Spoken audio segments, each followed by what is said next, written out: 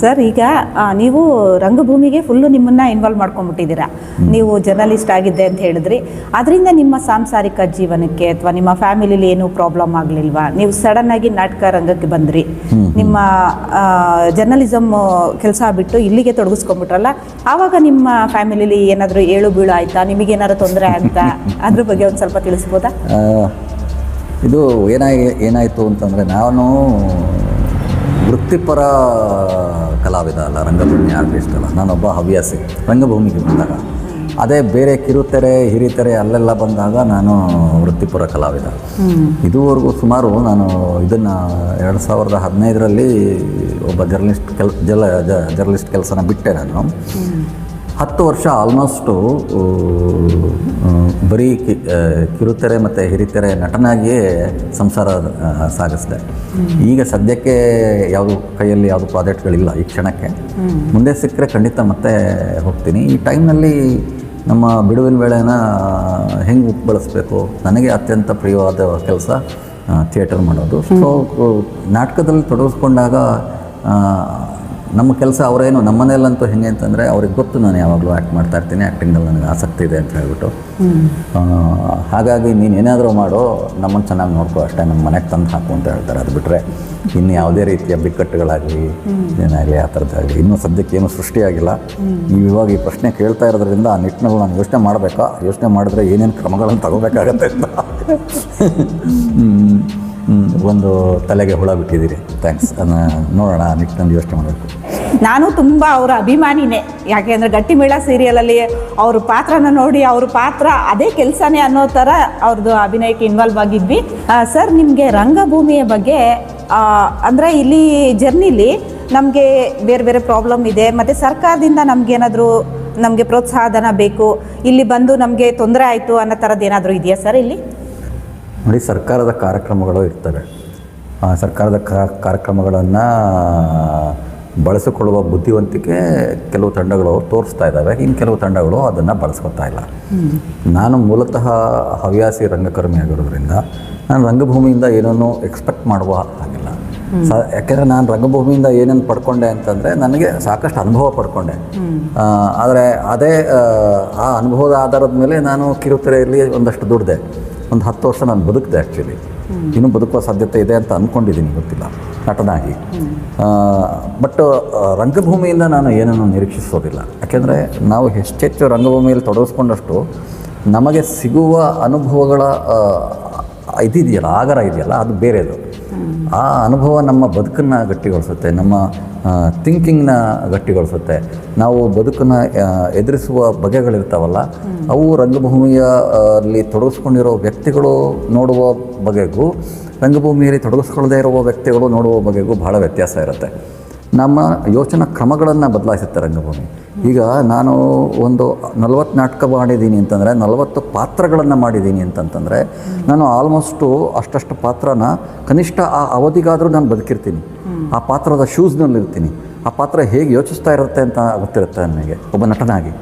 ಹಾಗಿದ್ದಾಗ ಏನಾಗುತ್ತೆ, ಆ ಒಂದು ಪಾತ್ರದ ಅನುಭವ ಈಗೇನಾಗುತ್ತೆ, ನಾನೊಂದು ಮೌಲ್ವಿಯ ಪಾತ್ರ ಮಾಡ್ತೀನಿ.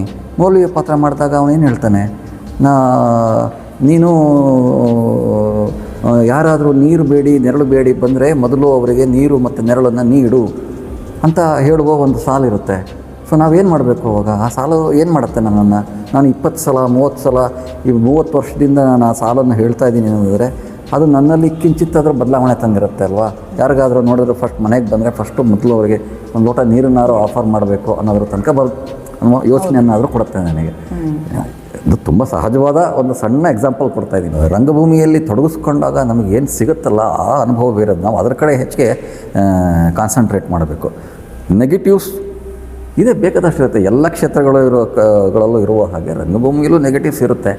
ಅದು ಸಹಜವಾಗಿ ಅದನ್ನು ಪಕ್ಕಕ್ಕೆ ಸರಿಸಿ ನಾವು ಮುಂದಕ್ಕೆ ಹೋಗಬೇಕಾಗತ್ತೆ. ಸರ್ಕಾರ ಸಾಕಷ್ಟು ಕಾರ್ಯಕ್ರಮಗಳನ್ನು ಹಮ್ಮಿಕೊಂಡಿದೆ. ರಂಗಾಯಣ ಅಂತ ರೆಪರ್ಟ್ರಿಗಳನ್ನು ತೆಗೆದಿದೆ. ಆದರೆ ರೆಪರ್ಟರಿಗಳು ಹೇಗೆ ಕೆಲಸ ಮಾಡ್ತಾ ಇದ್ದಾವೆ, ಎಷ್ಟು ಪರಿಣಾಮಕಾರಿಯಾಗಿ ಕೆಲಸ ಮಾಡ್ತಾ ಇದ್ದಾವೆ, ಮತ್ತು ಅವಕ್ಕೆ ಬೇಕಾಗಿರುವಷ್ಟು ಸೌಲಭ್ಯಗಳು ಅಂದರೆ ಹಣ ಅಥವಾ ಅನುದಾನಗಳು ಬರ್ತಾ ಇದ್ದರೆ ಅದನ್ನು ಅವು ಎಷ್ಟು ಎಫೆಕ್ಟಿವ್ ಆಗಿ ಯೂಸ್ ಮಾಡ್ಕೋತಾ ಇದ್ದಾವೆ, ಬಳಸ್ತಾ ಇದ್ದಾವೆ, ಮತ್ತು ರಂಗಭೂಮಿಗೆ ಅವುಗಳ ಕೊಡುಗೆ ಏನು ಅಂತ ಅನ್ನೋದು ಭಾಳ ತುಂಬ ಡಿಫ್ರೆಂಟ್ ಆದಂಥ ಪ್ರಶ್ನೆ. ನಾನು ಅದನ್ನೆಲ್ಲ ಇಲ್ಲಿ ಡಿಸ್ಕಸ್ ಮಾಡೋದಕ್ಕೆ ಹೋಗೋದಿಲ್ಲ, ಯಾಕಂದರೆ ಅದು ನನ್ನ ವ್ಯಾಪ್ತಿಯ ಕ್ಷೇತ್ರ ಅಲ್ಲ. ಅದು ನಾನು ಅಕಸ್ಮಾತ್ ನಾನೊಬ್ಬ ವೃತ್ತಿಪರ ರಂಗಭೂಮಿ ಆರ್ಟಿಸ್ಟ್ ಆಗಿದ್ದರೆ, ನಾನು ರಂಗಭೂಮಿಯಿಂದನೇ ಬದುಕ್ತಾ ಇದ್ದೀನಿ ಅಂತ ಅನ್ನೋದಾಗಿದ್ದಿದ್ದರೆ ಆಗ ನನ್ನ ಪ್ರಶ್ನೆಗಳು ಬೇರೆ ಇರ್ತಿದ್ವು, ನನ್ನ ನೋಟ ಬೇರೆದಿರ್ತಿತ್ತು. ಆದರೆ ಇದು ನಾನೊಬ್ಬ ಹವ್ಯಾಸಿ ಆಗಿರೋದ್ರಿಂದ ನನ್ನ ನೋಟಗಳು ಟುವರ್ಡ್ಸ್ ರಂಗಭೂಮಿ are quite different. Not that ರಂಗಭೂಮಿಯನ್ನೇ ಆಧರಿಸಿ ಬದುಕ್ತಾ ಇರುವ ಯುವಕರು ಇಲ್ಲ ಅಂತ ಅಲ್ಲ. ಇನ್ಫ್ಯಾಕ್ಟು ನಾವು ಚಿಕ್ಕವರಿದ್ದಾಗ ಆಗ್ತಾ ಇದ್ದ ನಾಟಕಗಳ ಸಂಖ್ಯೆಗೂ ಈಗ ಆಗ್ತಾ ಇರುವ ನಾಟಕಗಳ ಸಂಖ್ಯೆಗೂ ಮೈಸೂರಿನಲ್ಲಾಗಲಿ ಬೆಂಗಳೂರಿನಲ್ಲಾಗಲಿ ಯಾವುದೇ ನಗರಗಳಲ್ಲಾಗಲಿ ತುಂಬ ಅಗಾಧವಾಗಿ ವ್ಯತ್ಯಾಸ ಇದೆ. ಆಗ ಕಡಿಮೆ ಪ್ರಮಾಣದಲ್ಲಿ ನಾಟಕ ಆಗ್ತಾಯಿದ್ವು. ಈಗ ಹೇಗೆ ಜನಸಂಖ್ಯೆ ಬೆಳೆದಿದೆಯೋ ಪಾಪ್ಯುಲೇಷನ್ಗೆ ಅನುಗುಣವಾಗಿ ಅಷ್ಟೇ ಪ್ರಮಾಣದಲ್ಲಿ ನಾಟಕದ ತಂಡಗಳು ಹುಟ್ಕೊಂಡಿದ್ದಾವೆ. ಒಬ್ಬೊಬ್ಬರ ಯೋಚನೆಗೂ ಒಂದೊಂದು ನಾಟಕದ ತಂಡ ಹುಟ್ಕೊಂಡಿದೆ. ಎಷ್ಟೊಂದು ತಂಡಗಳಿದ್ದಾವೆ ಮೈಸೂರಿನ. ಶಿವಮೊಗ್ಗದಲ್ಲಿ ಯು ಜಸ್ಟ್ ಡೋಂಟ್ ಇಮ್ಯಾಜಿನ್, ಕೇವಲ ಬೆರಳೆಣಿಕೆ ತಂಡಗಳಿದ್ವು 2001ನೇ ಇಸ್ವಿಯಲ್ಲಿ. ಈಗ ಸುಮಾರು 50 ತಂಡಗಳು ಸಿಗ್ತವೆ ನಿಮಗೆ ಶಿವಮೊಗ್ಗದಲ್ಲೇ. ಅವ್ರದ್ದೇ ಒಂದು ಸಮೂಹ ಮಾಡ್ಕೊಂಡಿದ್ದಾರೆ. ಶಿವಮೊಗ್ಗ ಎಲ್ಲ ತಂಡಗಳದ್ದು ಸಮೂಹ ಮಾಡ್ಕೊಂಡಿದ್ದಾರೆ, ಗಟ್ಟಿಯಾಗಿ ದುಡಿತಾ ಇದ್ದಾರೆ. ಉದಾಹರಣೆಗೆ ಹಾಲಸ್ವಾಮಿ ಮತ್ತು ಹೊನ್ನಾಳಿ ಚಂದ್ರಶೇಖರ್ ಅಂತ ಹೇಳಿಬಿಟ್ಟು ಅವರೆಲ್ಲ ಸೇರಿಕೊಂಡು ಥಿಯೇಟ್ರನ್ನ ಕಟ್ತಾ ಇದ್ದಾರೆ. ಶಿವಮೊಗ್ಗದ ಥಿಯೇಟ್ರನ್ನ ತುಂಬ ಚೆನ್ನಾಗಿ ಕಟ್ತಾ ಇದ್ದಾರೆ. ಸೊ ಇಂಥ ಏನದು ವಿದ್ಯಮಾನಗಳನ್ನು ನಾವು ಗಮನಿಸ್ತಾ ಇದ್ದಾಗ ರಂಗಭೂಮಿಯಲ್ಲಿ ಹೆಚ್ಚೆಚ್ಚು ನಾಟಕಗಳಾಗ್ತಾ ಇದ್ದಾವೆ. ಹೆಚ್ಚೆಚ್ಚು ನಾಟಕ ಆಗ್ತಾ ಇದೆ ಅಂತಂತಂದರೆ ಏನು ಮಾಡ್ತಾ ಇದ್ದಾರೆ? ಕಥೆಗಳಿಲ್ಲದೆ ಇದ್ರೆ ಅಥವಾ ನಾಟಕಗಳಿಲ್ಲದೆ ಇದ್ದರೆ ಕಥೆಗಳಲ್ಲಿ ನಾಟಕ ಹುಡುಕ್ತಾರೆ. ಕಥೆಗಳಲ್ಲಿ ನಾಟಕ ಹುಡುಕೋಕ್ಕಾಗದೇ ಇದ್ದರೆ ಪ್ರಬಂಧಗಳಲ್ಲಿ ನಾಟಕ ಹುಡುಕ್ತಾರೆ. ಅಥವಾ ಯಾರ್ದಾದ್ರೂ ಒಬ್ಬರ ಪ್ರಬಂಧಗಳು, ಉದಾಹರಣೆಗೆ ಮೊನ್ನೆ ದೇವನೂರು ಮಹಾದೇವ ಅವರದ್ದು ಪುಸ್ತಕ ಆಧರಿಸಿಯೇ ಒಂದು ಬಸವಲಿಂಗಯ್ಯ ಒಂದು ನಾಟಕ ಮಾಡ್ತಾರೆ, ಲೇಖನಗಳನ್ನು ಆಧರಿಸಿ.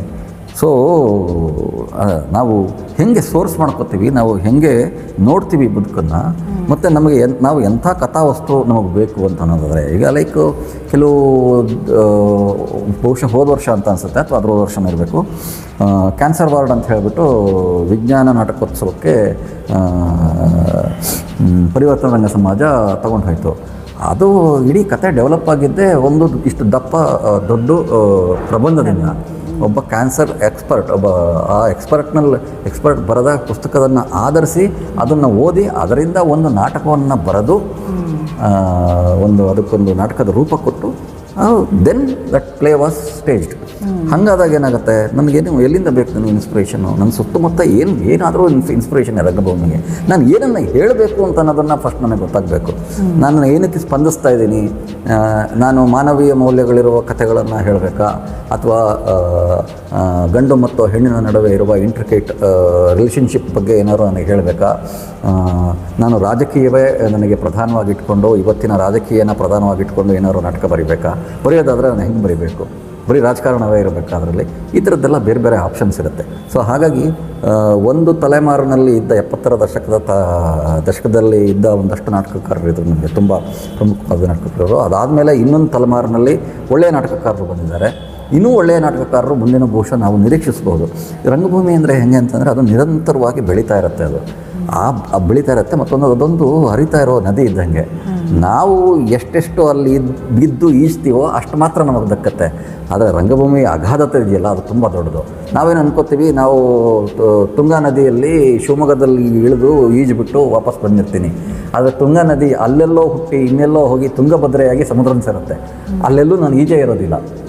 ಸೊ ರಂಗಭೂಮಿ ಅನ್ನೋದು ಅಷ್ಟು ಅಗಾಧವಾಗಿ ವ್ಯಾಪಿಸ್ಕೊಂಡಿರುತ್ತೆ. ನಾವು ಅದನ್ನು ಹೆಂಗೆ ಬಳಸ್ಕೋಬೇಕು ಅಂತ ಅನ್ನೋದು ಬಹಳ ಮುಖ್ಯವಾದ ಒಂದು ಅಂಶ ಹೇಳ್ತೀನಿ ಕೇಳಿ. ರಂಗಭೂಮಿ ಅನ್ನೋ ಒಂದೇ ಒಂದು ಕಲೆಯ ಪ್ರಕಾರ ನಾವು ಬೇರೆ ಬೇರೆ ಕಲೆಗಳನ್ನು ಎಷ್ಟು ಬೇಕೋ ಅಷ್ಟು ನಮಗೆ ಬೇಕಾ ಡ್ಯಾನ್ಸ್ ಬಳಸ್ಕೊತೀವಿ, ನಮಗೆ ಬೇಕಾ ಸಂಗೀತ ಬಳಸ್ಕೊತೀವಿ, ನಮಗೆ ಬೇಕಾ ಪಾಶ್ಚಾತ್ಯ ಸಂಗೀತ ಬಳಸ್ಕೊತೀವಿ. ಏನೆಲ್ಲ ಇದು ಆರ್ಟ್ ಫಾರ್ಮ್ಸ್ ಇರುತ್ತಲ್ಲ, ಯಕ್ಷಗಾನ ಬಳಸ್ಕೊತೀವಿ, ಕೋಲಾಟ ಬಳಸ್ಕೊತೀವಿ, ಬಯಲಾಟ ಬಳಸ್ಕೊತೀವಿ, ಇನ್ನೊಂದು ಚಂಡೆ ಮದ್ದಳೆ ಎಲ್ಲದನ್ನು ಬಳಸ್ಕೊತೀವಿ. ಇವೆಲ್ಲವನ್ನು ಎಷ್ಟು ಬೇಕೋ ಅಷ್ಟು, ಅಂದರೆ ನಮ್ಮ ಕತೆಗೆ, ನಾವು ಹೇಳಬೇಕಾಗಿರೋ ಕತೆಗೆ, ನಮ್ಮ ಅನುಭವದ ವ್ಯಾಪ್ತಿಗೆ ಎಷ್ಟು ಬೇಕೋ ಅಷ್ಟು ಮಾತ್ರ ಬಳಸ್ಕೊಂಡು ನಾವು ನಾಟಕ ಮಾಡ್ತೀವಿ. But that is not the case. ನೀವು ಬೇರೆ ಆರ್ಟ್ ಫಾರ್ಮ್ನಲ್ಲಿ ಆ ಸಾಧ್ಯತೆಯೇ ಇಲ್ಲ. ಭರತನಾಟ್ಯಂನಲ್ಲಿ ನೀವು ತೊಗೊಂಡೋಗಿ ಇನ್ನು ಕುಚಿಪುಡಿನ ಸೇರಿಸ್ತೀನಿ ಅಂತಂದರೆ, ನಮ್ಮದು ಭರತನಾಟ್ಯದ ಫಾರ್ಮೇ ಬೇರೋದು, ಕುಚಿಪುಡಿ ಅನ್ನೋದೇ ಫಾರ್ಮ್. ಎರಡು ದೊಡ್ಡ ದೊಡ್ಡ ಬೇರೆ ಬೇರೆ ಆರ್ಟ್ ಫಾರ್ಮ್ಗಳು. ಅವರ ಇದು ಬೇರೆ, ಇದು ಬೇರೆ, ಆದರೆ ಅವರೆಲ್ಲೂ ಮಿಂಗಲ್ ಮಾಡ್ಕೊಳ್ಳೋದಿಲ್ಲ. ಕರ್ನಾಟಕ ಸಂಗೀತದವರು ಹಿಂದೂಸ್ತಾನಿ ಸಂಗೀತದಿಂದ ದೂರ ಇರ್ತಾರೆ, ಹಿಂದೂಸ್ತಾನಿ ಸಂಗೀತದವರು ಕರ್ನಾಟಕ ಸಂಗೀತದಿಂದ ದೂರ ಇರ್ತಾರೆ. ಬಟ್ ರಂಗಭೂಮಿ ಹಂಗಲ್ಲ. ರಂಗಭೂಮಿ ಹೆಂಗೆ ಅಂದರೆ ಎಷ್ಟು ಫ್ಲೂಯಿಡ್ ಆಗಿರುತ್ತೆ ಅಂತಂದರೆ, ನೀವು ಕಥೆಯನ್ನು ಸಿದ್ಧ ವಸ್ತು, ಸಿದ್ಧ ನಾಟಕವನ್ನು ಕೊಡಿ, ನಾಟಕ ಮಾಡ್ತೀವಿ. ಇಲ್ವಾ, ನಾವು ಕತೆ ಇಟ್ಕೊಂಡು ಕಥೆನ ನಾಟಕದ ರೂಪಕ್ಕೆ ತರ್ತೀವಿ, ಕಾದಂಬರಿನ ನಾಟಕದ ರೂಪಕ್ಕೆ ತರ್ತೀವಿ. ಯಾವ ಕಡಿಮೆ ಆಯಿತಾ, ನಮ್ಮ ಕಣ್ಣಿಗೆ ಬೀಳ್ತಾ ಇಲ್ವೋ, ನಾವು ಒಂದು ಪುಸ್ತಕ, ಒಂದು ಪ್ರಬಂಧವನ್ನು ನಾಟಕದ ರೂಪಕ್ಕೆ ತರ್ತೀವಿ. ಇಷ್ಟು ಏನದು ಎಲಾಸ್ಟಿಸಿಟಿ ಅಥವಾ ಇಷ್ಟೊಂದು ಆರಾಮ್ಸೆ ಯೋಚಿಸುವ ಮುಕ್ತವಾದಂತಹ ಒಂದು ಪರಿಸರ ನಿಮಗೆ ರಂಗಭೂಮಿಯಲ್ಲಿ ಮಾತ್ರ ಸಿಗೋದು. ಹಾಗಾಗಿಯೇ ನನಗೆ ಯಾವಾಗಲೂ ರಂಗಭೂಮಿ ತುಂಬ ಇಷ್ಟ. ಯಾಕಾಗತ್ತೆ ಅಂತಂದರೆ, ಅದು ನನ್ನ ಚಿಂತನೆಗಳನ್ನು ನಾನು ಹೇಗೆ ಯೋಚಿಸ್ತೀನಿ ಅನ್ನೋದನ್ನು, ಅದು ಆಲ್ಮೋಸ್ಟು ಯಾವುದೇ ಎಕ್ಸ್ಟ್ರಾ ವಿಶ್ವವಿದ್ಯಾನಿಲಯಗಳಲ್ಲಿ ಓದಬೇಕಾಗಿಲ್ಲ, ಇನ್ನೆಲ್ಲೋ ಹೋಗಿ ಪುಸ್ತಕ ಓದಿ ಕಲಿಬೇಕಾಗಿಲ್ಲ. ಅದು ಆರಾಮ್ಸೆ ಕೊಡ್ತಾ ಇರುತ್ತೆ ನನಗೆ. ಅಂಥದ್ದೊಂದು ಜಾಗಕ್ಕೆ ನಾನು ನನ್ನ ದಿನದಲ್ಲಿ ಅಥವಾ ಯಾವಾಗಲಾರು ವರ್ಷದಲ್ಲಿ ಕನಿಷ್ಠ ಒಂದು 10-20 ದಿವಸನೋ 30 ದಿವಸನೋ ಕಳೆದ್ರೆ, ಅದು ನನಗೆ ಇನ್ನೊಂದಷ್ಟು ದಿವಸ ಬದುಕುವ ಅದಕ್ಕೆ ಉತ್ಸಾಹ ಕೊಡ್ಬೋದು. ಇನ್ನೊಂದಷ್ಟು ದಿನ ಬೇರೆ ಥರದ ದುಡಿಮೆ ಮಾಡೋದಕ್ಕೆ ಇಲ್ಲಿ ನನಗೆ ಅದು ನಾನು ರಂಗಭೂಮಿ ಮಾಡಿದಾಗ ಅದು ಎನರ್ಜಿ ಕೊಡ್ಬೋದು. ಆ ಥರದ ಸೈಕಾಲಜಿಕಲ್ ಎಫೆಕ್ಟ್ಸ್ ಆಫ್ ಥಿಯೇಟರ್ ಅಂತ ಅನ್ನೋದು ಇಟ್ಕೊಂಡು ಅದನ್ನೇ ಒಂದು ದೊಡ್ಡ ಮಾತಾಡ್ಬೋದು, ದೊಡ್ಡ ಪ್ರಬಂಧನೇ ಬರಿಬೋದು ಆ್ಯಕ್ಚುಲಿ. ಅದಕ್ಕೋಸ್ಕರನೇ ತುಂಬ ಜನ ರಂಗಭೂಮಿಯ ಪರಿಣಿತರು ಏನು ಯೋಚನೆ ಮಾಡ್ತಾರೆ ಅಂತಂದರೆ, ನಾವು ರಂಗಭೂಮಿಯನ್ನು ಎಜುಕೇಷನ್ನಲ್ಲಿ, ಮೂಲ ಎಜುಕೇಷನ್ನಲ್ಲಿ ಸೇರಿಸ್ಬೇಕು. ಶಾಲೆಗಳಲ್ಲಿ ರಂಗಭೂಮಿ ಗಂಭೀರವಾಗಿ ಪ್ರಾಕ್ಟೀಸ್ ಮಾಡುವಂತಹ ಒಂದು ಸಿಸ್ಟಮ್ ಎವಾಲ್ವ್ ಆಗಬೇಕು. ಹಾಗಾದಾಗ ಸಮಾಜದ ಬೆಳವಣಿಗೆ ಇನ್ನು ಬೇರೆ ನಿಟ್ಟಿನಲ್ಲಿ, ಬೇರೆ ರೀತಿಯಲ್ಲಿ, ಒಂದು ಉತ್ತಮವಾದ ರೀತಿಯಲ್ಲಿ ಆಗುತ್ತೆ ಅಂತ ಅನೇಕ ರಂಗಭೂಮಿ ತಜ್ಞರು, ಶಿಕ್ಷಣ ತಜ್ಞರು ಎಲ್ಲರೂ ಯೋಚನೆ ಮಾಡ್ತಾ ಇದ್ದಾರೆ. ಅದು ಕಾರ್ಯರೂಪಕ್ಕೆ ಬರಬೇಕು ಭಾಳ ಎಫೆಕ್ಟಿವ್ ಆಗಿ.